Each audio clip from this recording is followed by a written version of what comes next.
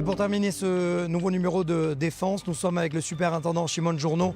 Merci de répondre à nos questions, Shimon. Où sommes-nous d'abord? Est-ce que vous pouvez nous expliquer l'endroit? Nous sommes dans les quartiers est de Jérusalem. Derrière nous, le village de Silouan. En fait, il y a plusieurs villages auxquels, au cours des derniers jours, nous avons dû faire face à de l'agitation massive avec jets de pierre, cocktails Molotov, fumée fumigène et charges explosives. C'est un secteur qui nous tient en alerte toute l'année, mais encore plus ces derniers jours. Quand on parle de ces engins de fusées fumigènes, de cocktails Molotov, ils sont dirigés pour tuer ou pour blesser ou pour faire peur? Je crois que l'objectif de ceux qui utilisent ces engins est sans aucun doute d'attenter à nos forces et dans certains cas même de tuer. Nous ripostons avec force et détermination face à tout événement auquel nous sommes impliqués. Notre objectif est d'éviter tout événement ou tout incident, peu importe la taille. Nous sommes déterminés à protéger la population. Superintendant Shimon Journo, vous savez ce qui s'est passé vendredi soir avec cet attentat terrible contre la synagogue à Neve Yaakov. Votre rôle en tant que responsable aussi de cette région, c'est d'empêcher qui est comme ce terroriste qui passe du côté de Jérusalem pour commettre un attentat. Comment on fait ça? Comment on empêche des candidats potentiels? Notre rôle, tout au long de l'année, c'est de veiller à la sécurité de la population, 365 jours par an. Nous travaillons 24 heures sur 24 et cet attentat est un attentat mortel, un attentat dont les résultats sont très douloureux. Je suis là pour diriger mes combattants afin de garantir sécurité et protection à la population qui se trouve ici. Nous avons procédé à de nombreuses arrestations dans l'ensemble du secteur et en parallèle nous avons renforcé nos forces qui se trouvent autour et dans ces villages. Nous sommes là en contact avec les habitants pour qu'ils se sentent en sécurité.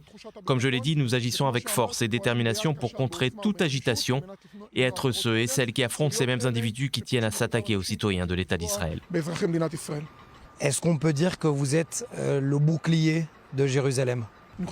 Je pense que oui, sans aucun doute, et je tiens à préciser que nous sommes toute l'année ce gilet pare-balles. Les derniers événements sont, comme je l'ai dit, des événements de plus grande envergure, mais au cours de ces dernières 24 heures, suite aux arrestations, aux patrouilles renforcées, au fait que nous sommes présents partout, nous commençons à avoir une baisse de l'intensité des violences. Il ne fait aucun doute que nous constituons un bouclier, et nous considérons que c'est un privilège pour nous, et nous allons poursuivre notre mission sans relâche. Est-ce que vous pouvez m'amener voir à l'intérieur ce qui se passe, comprendre de mes yeux ce qui est en train de se passer? Oui, nous allons aller dans ce secteur, patrouiller. Pour le moment, tout est calme, et ce calme est dû aux opérations que nous avons effectuées au cours des derniers jours. Nous allons parcourir le secteur dans lequel nous œuvrons, voir quels sont nos challenges, et comprendre exactement ce que nos forces ont dû affronter au cours des derniers jours.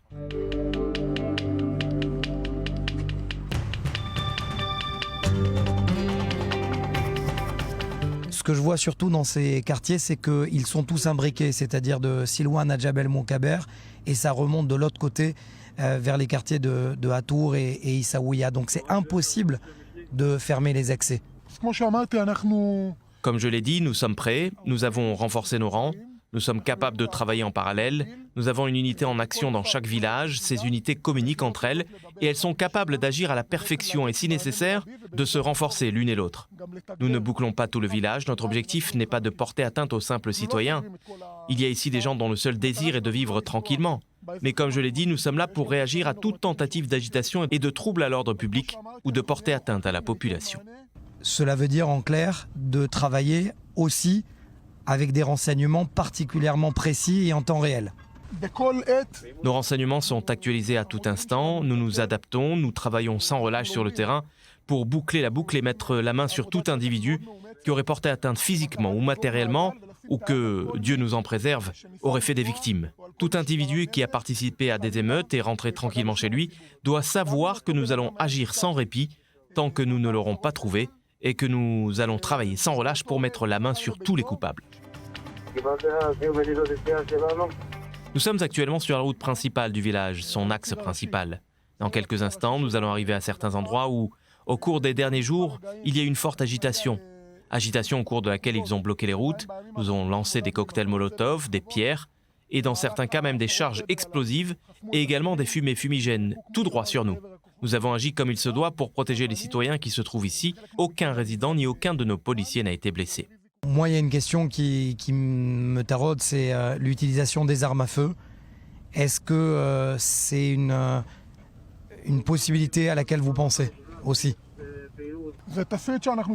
C'est un scénario auquel nous sommes toujours préparés, tout est toujours possible. Quand nous entraînons nos combattants et dans nos briefings, nous les préparons à tout scénario, à toute éventualité, et il nous faut toujours être en alerte et toujours précis. Dans la mesure où ce scénario viendrait à se réaliser, nous saurons comment agir de façon rigoureuse, précise et comme il se doit. Nous sommes présents dans les endroits clés pour, comme je l'ai dit, garantir la sécurité. Nous pouvons voir ici au carrefour, au centre du village, des policiers présents à tout moment pour déceler des activités suspectes ou qui sortent de l'ordinaire, mais surtout pour identifier l'individu qui commettra un attentat, pour pouvoir agir et, comme je l'ai dit, servir de gilet pare-balles à la population.